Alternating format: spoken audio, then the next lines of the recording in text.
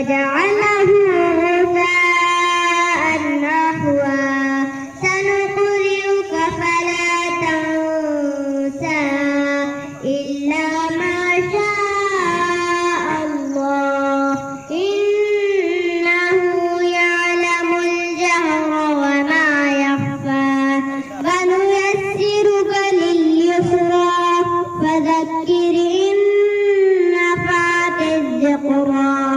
سيذكر من يخشى ويتجنبها الأشقى الذي يصلى النار الكبرى ثم لا يموت فيها ولا يحيا قد أفلح من تزكى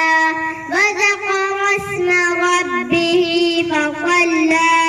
بل تؤثرون الحياة الدنيا والآخرة خير وأبقى إن هذا لفي الصحف الأولى صحف إبراهيم